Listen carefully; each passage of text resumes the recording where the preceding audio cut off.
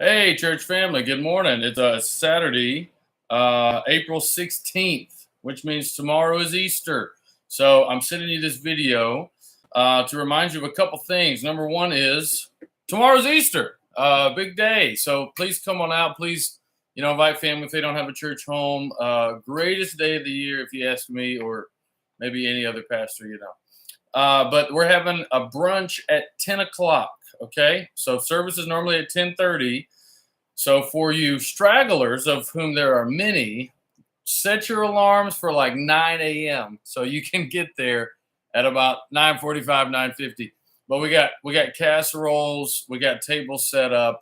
Just gonna try to have a great time of fellowship and eating together and sitting around the tables before we enter into worship. So 10 o'clock brunch, and then at 10:30 or thereabout, we're going to transition over to the other side of the gym and start our service where we celebrate Jesus' resurrection.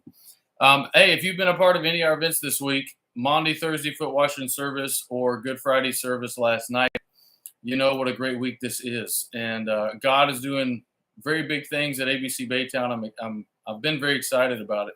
Last night we had 100 people there for Good Friday service. I don't think we've had that many people gathered for a service in the gym since I've been here. So I wanted to present you to pray about an opportunity. So we've been praying for the harvest, right? We've been praying to reach the harvest. We started community groups to go out into the community.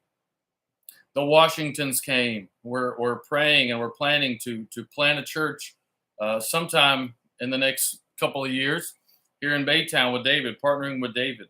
Uh, a short story that I'll try to keep as short as possible, and then I want to tell you about this great opportunity that God's kind of dropped in our lap to reach the harvest and ask you to pray about it. But a couple weeks ago, I brought three boys with me to church who live in the Rosemont Apartments off of Garth, right next to Kroger.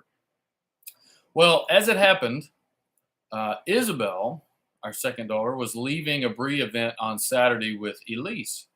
And Elise sees these three boys in the Kroger parking lot, I think, running across the street and says, "Hey, where are these parents?"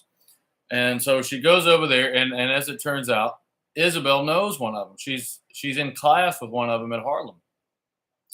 And so they begin to talk, and Elise invites them to church, and Elise volunteers me to pick them up, which is fine. So I go that Sunday morning, and I pick them up. There's three boys, and they get in the car with me, and I bring them to church, and they have a meal, and it was a youth lunch Sunday. Take them home. Well, they wanted to come to Tweens, so they wanted to come Wednesday night to Tweens, the preteen group, and then they wanted to come Sunday morning to church. So I get there this past Wednesday night to pick them up. I show up at the time and place, and there's no less than 20 kids there waiting on me, who want to go to church. And, I'm like, geez, I just can't fit all you guys in my little car here. And so we crammed them in.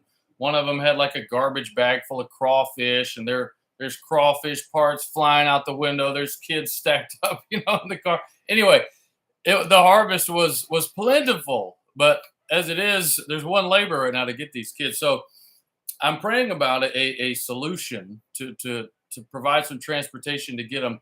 But this part of the harvest, we could use a laborer. We could use someone who's just willing to drive the bus, drive the van, drive the whatever it is that we end up with, and pick these kids up. And I don't know what that means. I don't know how many kids that is, but right now it's looking like a Wednesday night and a Sunday morning. And I want to read you a text that Amanda Duncan sent me after that Wednesday night that they were there. I just want to share this with you to say, hey, God's on the move.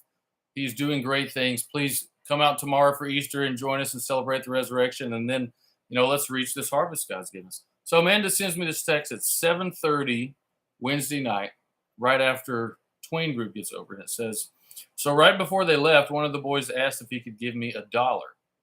I thought he might be messing with me, and I asked what for. He very sincerely answered, for praying for me and letting me come to the group and stuff. He had asked us to pray for him because his cousin died and it's tearing his family apart. So I said he didn't have to, but if he wanted to, he could give me $1 and I would give it to the church, and that we will keep praying for them. It really caught me off guard, and I was very moved to see God so clearly working. So I just wanted to share. So Opportunity for laborers. We've been praying for the harvest. Sandy, children's coordinator, is getting up tomorrow and is going to share just some other kid-related opportunities. But I want you to be praying, please, for our harvest and that God would soften our heart to be laborers. So as we come together tomorrow at 10 o'clock for brunch, 10:30 for our Easter resurrection service, come with a heart of surrender, being in awe of all that Jesus has done. And let's reach this harvest for the kingdom. So I love you. I hope to see you tomorrow. I hope you have a great Saturday, and God bless you. 10 o'clock at the brunch. I'll see you then.